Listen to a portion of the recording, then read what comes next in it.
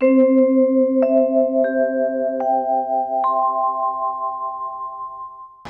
का तो सब लोग खूब आदर कर रहे हैं, लेकिन ज्ञान वैराग्य की ओर कोई दृष्टि नहीं कर रहा है।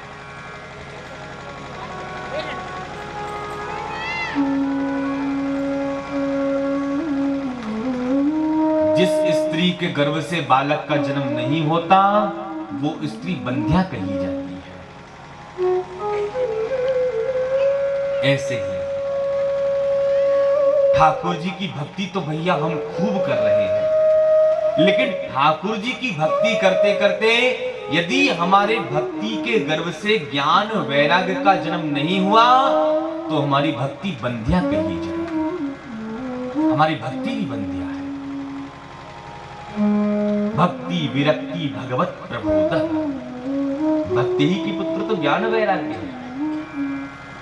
ठाकुर जी की भक्ति करते करते संसार से विरक्ति होने लग जाए और ठाकुर जी के श्री चरणों में हमारी अनुरक्ति होने लग जाए, तभी तो भक्ति सार्थक है। प्रेम से बोलिए राधे राधे।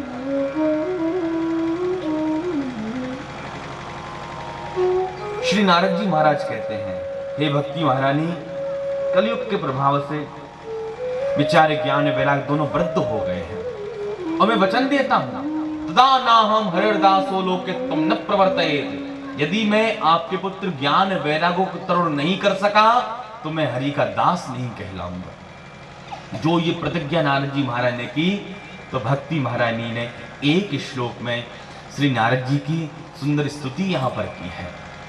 जयति जगति मायाम यस्य कायाधवस्ते,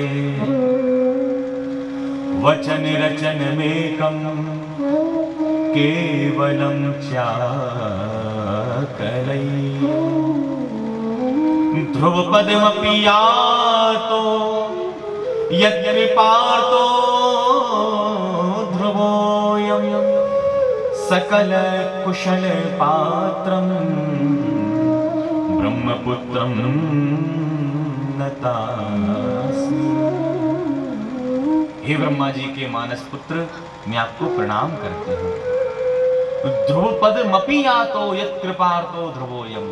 श्री ध्रुव जी महाराज को 5 वर्ष की अल्प आयु में 5 महीने के अल्प तप से ध्रुव जी महाराज आज भी उत्तर दिशा में तारी की तरह चमचमा रहे हैं। जैसे आपने ध्रुव प्रहलाद पर कृपा की, ऐसे ही हे नारद जी महाराज, आप मेरे बच्चों पर भी कृपा कीजिए। श्री नारद जी कहते हैं, व्रता खेदे से वाले अहो चिंता तुरा कथम, श्री कृष्ण चरणाम भोजम स्मर दुखम गमिष्यति। हे भक्ति महारानी, श्री कृष्ण चरणाम भोजन, ठाकुर जी के चरणों का स्मरण कीजिए। ठाकुर जी के चरण कैसे हैं? हरि स्मृति सर्व विपद विमोक्षणम। ठाकुर जी के चरणों का चिंतन करने मात्र से सारी विपत्तियां दूर हो जाती हैं। नारद जी महाराज ने अब ज्ञान वैराग्य को प्रसन्न करने के लिए यहाँ उपाय किए हैं। वेद वेदांत घोषश्च गीता पाठर मोहर मोहर। वेदों का पाठ, बार बार गीता का पाठ श्रवण कराते हैं। ज्ञानम प्रबुद्धताम शीघ्रम रे वैराग्य प्रबुद्धताम। अरे बेटा ज्ञान, अरे बेटा वैराग्य, खड़े हो जाओ, जागृत हो जाओ। लेकिन उनकी अवस्था दूर नहीं हो रही। अब नारद जी विचार करने लगे कि मेरे पास में जितनी भी दवाइयां थी, जितनी चूरन चटनियां थी, वो सब मैंने प्रयोग कर दी ज्ञान वैराग्य के ऊपर, लेकिन इनकी वृद्धावस्था तो दूर ही नहीं हो रही। ऋषि चिंता परो जाता किम विधेयम मयति च। मैं ऐसा क्या करूं? नारद जी चिंता में पड़ गए। इतने में ही आकाशवाणी होती है, व्योम वाणी तदैवा भूत मार्षे खिद्यतामिति उद्यम सफलस्तेयं भविष्यति न संशयः। हे नारद जी महाराज, उद्यम कीजिए, सफलता आपको अवश्य ही प्राप्त होगी। कौन सा उद्यम करूं? नारद जी कहते हैं, तब आकाशवाणी कहती है, एतदर्थम तु सत्कर्म, सत्कर्म कीजिए। तो सत्कर्म कैसे कहते हैं? बोले कि तत्ते कर्मा विधास्यन्ति साधव साधभूषणाः। किसी संत से जाकर पूछो सत्कर्म कैसे कहते हैं। अब नारद जी निकले सत्कर्म की खोज करने के लिए। तो जो महात्मा अपने आप को मानी ध्यानी मानकर बैठे हुए थे, जब उनके पास में नारद जी पहुंचे, कोई तो मौनी भाव बन गया और कोई अपने आश्रम को ही छोड़ करके पलायन कर गया। मूकी भूता स्थान्येतु क्रियंतस्तु पलायितः। छोटे मोटे महात्माओं से कहते हैं, महाराज जी आप बताइए सत्कर्म किसे कहते हैं? तो छोटे मोटे महात्मा कहते हैं, नारद जी महाराज आप ब्रह्मा के बेटा, जब आपको नहीं पता तो भला हमको कैसे पता होगा? जब किसी ने भी उत्तर नहीं दिया नारद जी महाराज को, अब नारद जी ने विचार किया कि मुझे चलना चाहिए श्री बद्रीनाथ धाम, जहां भगवान के स्वरूप नर नारायण तपस्या कर रहे हैं। उनसे जाकर मैं पूछूंगा कि सत्कर्म किसे कहते हैं, तो निश्चित ही मुझे इस प्रश्न का वो उत्तर देंगे। नारद जी महाराज निकल पड़े बद्री विशाल की ओर, और रास्ते में किनसे भेंट हुई? हमारे श्री सनकादिक महात्माओं से भेंट हुई है। सनकादिकों के सामने अपने हृदय की पूरी व्यथा कथा यहां पर कह डाली। प्रेम से बोलिए राधे राधे। नारद जी महाराज सनकादिकों से ही कहते हैं, हे सनकादिक महात्माओं, आप भी कोई साधारण महात्मा नहीं हो।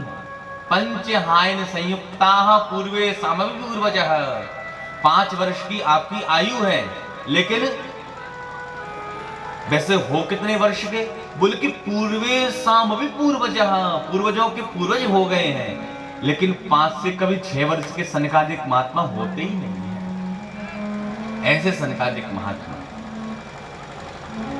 हे महात्माओं, मैं तो आपसे ही प्रश्न करता हूं, आप मुझे बताइए कि सत्कर्म किसे कहते हैं। जब ये प्रश्न पुनः सनकादिकों से किया, तब सनकादिक महात्मा बड़े प्रसन्न हुए और हंसकर के कहते हैं, मां चिंतां कुरु देवर्षे हर्षं चित्ते समावह उपायः सुख साध्योत्र वर्तते पूर्वैव हि। मां चिंतां कुरु देवर्षे, देवर्षि चिंतां मा कुरु। अहो नारद धन्योऽसि विरक्तानां शिरोमणि, सदा श्री कृष्ण दासानां अग्रणी योग भास्कर। आप तो ठाकुर जी के अग्रणी दास हो और आप चिंता कर रहे हो।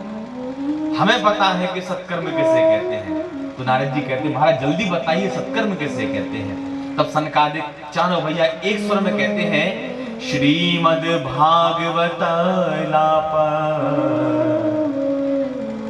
सतुगीत सुखादि। हे नारद जी महाराज, भागवत की कथा वो महौषधि है, यदि एक बार आपने ज्ञान वैराग्य को भागवत की कथा श्रवण करा दी, तो श्रवण कराने मात्र से उनकी वृद्धावस्था उसी समय दूर हो जाए। जो ये बात कही तो नारद जी महाराज बहुत ज्यादा प्रसन्न नहीं हुए। अभी तो एक प्रश्न कर दिया, हे सनकादिक महात्माओं, एक बात बताइए, मैं भी भागवत का पंडित रह चुका हूं, लेकिन मैंने तो वेद वेदांत घोषश्च, मैंने तो वेदों का पाठ श्रवण करा दिया, और जो कार्य वेदों से नहीं हुआ वो भागवत सुनाने से कैसे हो जाएगा? ये भागवत क्या है? वेदों का ही अर्थ भागवत है। वेद रूपी कल्प वृक्ष का पका पकाए फल है श्रीमद् भागवत। जब वेदों से कुछ नहीं हुआ तो भागवत श्रवण कराने से क्या हो जाएगा? तब सनकादिक महात्मा कहते हैं, नारद जी महाराज, कोई आम का मीठा फल खाए और आम चूस कर कहे, वाह भैया, जब आम इतना मीठा है, इसका वृक्ष कितना मीठा होगा, तो फल को फेंक कर पेड़ खाने लग जाए, तो क्या उसको मिठास प्राप्त होगी? जो कार्य शक्कर से हो सकता है, क्या वो गन्ने के रस से हो सकता है? जो काम घी से हो सकता है, क्या वो दुग्ध से हो सकता है? सबकी अपनी अपनी महिमा है। अरे ठाकुर जी के भोग के लिए पुड़ी घी में सेक रहे थे, अब घी हो गया खत्म। भंडारी जी ने हाथ खड़े कर दिए, जल्दी से घी लेकर के आइए, और घी है नहीं, पुड़ी कैसे निकाले? किसी ने कहा, अरे घी नहीं तो दूध में ही पुड़ी सेक दो।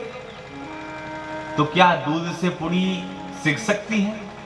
नहीं। और विचार कीजिए, घी आया कहां से? दूध का ही सार्व सर्वस्व घृत है, दूध में से तो घी निकला है। लेकिन जो कार्य घी से हो सकता है वो दुग्ध से नहीं हो सकता। जो काम शक्कर से हो सकता है वो गन्ने के रस से नहीं हो सकता। सबकी अपनी अपनी महिमा होती है। जो कार्य नारद जी महाराज भागवत श्रवण कराने से हो सकता है वो वेदों के पाठ से नहीं हो सकता। जब ये बात कही तब नारद जी महाराज हाथ जोड़कर कहते हैं, हे सनकादिक महात्माओं, आज एक बात का अनुभव तो हो गया। जब व्यक्ति के भाग्य जागृत होते हैं, कब के भाग्य? बोले कि जन्म जन्मांतरों के, कल्प कल्पांतरों के, युग युगांतरों के जब व्यक्ति के भाग्य जागृत होते हैं तब जाकर उस जीव को सत्संग प्राप्त होता है। अच्छा, सत्संग श्रवण करने से क्या होता है? सत्संग श्रवण करने से उस व्यक्ति का विवेक जागृत हो जाता है। और जब तक आप जैसे संतों की चरण रज में जब तक लोटपोट नहीं होंगे, संतों का जब तक सेवन नहीं करेंगे, तब तक सत्संग जल्दी से प्राप्त नहीं होने वाला। नारद जी महाराज कहते हैं, भाग्योदयेन बहुजन्म समर्जितेन सत्संगमं च लभते पुरुषो यदा वै अज्ञान हेतु कृतमोहमदान्धकार नाशं विदाय ततोदयते विवेकः। इस श्लोक का अर्थ हमारे श्री गोस्वामी तुलसीदास जी महाराज करते हैं, बिनु सत्संग विवेक न होई। बिनु सत्संग सभी लोग बिनु सत्संग विवेक न होई।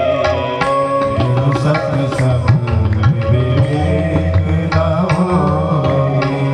राम कृपा बिनु सुलभ न सोई। राम कृपा बिनु सुलभ न सोई। यह सरयावत अति कठिनाई। यह सरयावत अति कठिनाई।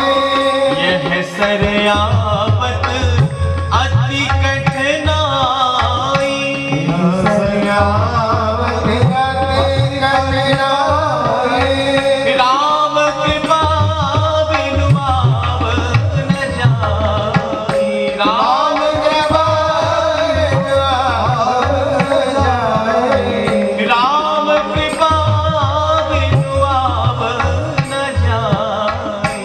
राम कृपा बिनु आव न जाई। राम कृपा बिनु आव न जाई। राम कृपा बिनु आव न जाई। बिनु सत्संग विवेक न होए। बिनु सत्संग विवेक न होए। बिनु सत्संग विवेक न होए। बिनु सत्संग विवेक न होए।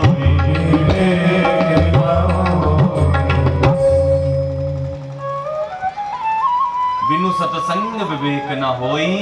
राम कृपा बिनु सुलभ न सोई। और यह सर आवत अति कठिन। राम कृपा बिनु आव न जाए।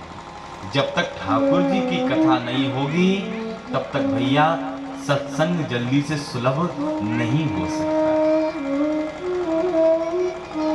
और मेरे पूज्य गुरुदेव कथा में सुंदर भाव देते हैं कि कथा कहने वाला वक्ता और कथा सुनने वाला श्रोता दोनों ही कृष्ण है।